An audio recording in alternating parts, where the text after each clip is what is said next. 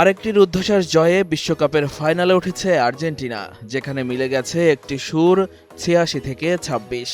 Diego Armando Maradona থেকে আলবিসেলেস্তাদের ঝান্ডা এখন লিওনেল মেসির হাতে। গোল না পেয়েও তিনি জয়সূচক দুটি গোলেই অবদান রেখেছেন। ইংলিশদের সঙ্গে ফুটবল দ্বৈরথেও যার নামটি সবচেয়ে বেশি মাত্রায় জড়িয়ে, সেই মারাদোনাকেই জয় উৎসর্গ করলেন বর্তমানে এই মহাতারকা। ঠিক ৪০ বছর আগে ইংল্যান্ডের বিপক্ষে ১৯৮৬ বিশ্বকাপে মারাডোনা এমন এক ব্যক্তিগত নৈপুণ্য দেখিয়েছিলেন যা বিশ্বকাপ ইতিহাসের অন্যতম সেরা পারফরম্যান্স হিসাবে বিবেচিত হয়। অনেকের মতে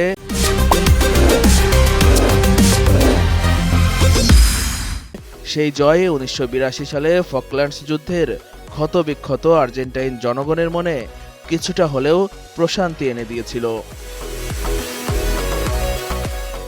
এদিন ১৯৮৬ সালের সেই ঐতিহাসিক ম্যাচে মারাডোনার পরা জার্সির একটি প্রতিরূপ মেসির হাতে তুলে দেওয়া হয়। এ সময় আবেগঘন প্রতিক্রিয়ায় মেসি বলেন, নিঃসন্দেহে ওপর থেকে দিয়াগো এটা দারুণভাবে উপভোগ করছে, কারণ আজকের দিনটা তার জন্য খুবই বিশেষ ছিল। তাকে এই আনন্দটা দিতে পেরে ভালো লাগছে। উপর থেকে যেভাবেই দেখুক, উপভোগ করুক, এটাও ওর জন্য একটা উপহার। ফকল্যান্ডস যুদ্ধের ৪০ বছর পেরিয়ে গেলেও ইংল্যান্ড ম্যাচটি আর্জেন্টাইনদের কাছে ছিল বিশেষ এক লড়াই। তাই তো শেষ পর্যন্ত লড়ে গেল মেসিরা। ৮৫ মিনিট পর্যন্ত পিছিয়ে থেকেও ২-১ গোলের অবিশ্বাস্য জয়। ম্যাচ শেষে মেসি বললেন, জাতীয় সঙ্গীতের সময় বিশেষ কিছু ঘটেছিল। দর্শকদের গুঞ্জন ধীরে ধীরে জোরালো হয়ে ওঠে। তারা অন্যরকম আবেগ নিয়ে গান গাইছিল, আর আমরা একে অপরের দিকে তাকিয়ে সেটা অনুভব করছিলাম। জানতাম এটা শুধু একটা ফুটবল ম্যাচ, কিন্তু কখনো কখনো আবেগ নিয়ন্ত্রণ করা কঠিন হয়ে যায়। আমরা সেই অনুভূতি নিয়েই ম্যাচটি খেলেছি।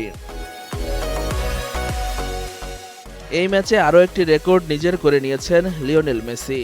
আগামী রোববার রাতে নিউ জার্সিতে স্পেনের বিপক্ষে তিনি খেলবেন নিজের তৃতীয় বিশ্বকাপ ফাইনাল, যা তাকে ব্রাজিল কিংবদন্তি কাফুর রেকর্ডের সমতায় নিয়ে যাবে। একই সঙ্গে বিশ্বকাপ ইতিহাসের সর্বোচ্চ গোলদাতা হিসেবে কিলিয়ান এমবাপ্পের ওপর নিজের ব্যবধান আরও বাড়ানোর সুযোগ থাকবে তার সামনে। পাশাপাশি লক্ষ্য থাকবে দ্বিতীয় বিশ্বকাপ শিরোপা জিতে নিজের অনন্য অর্জনের ভাণ্ডারকে আরও সমৃদ্ধ করা।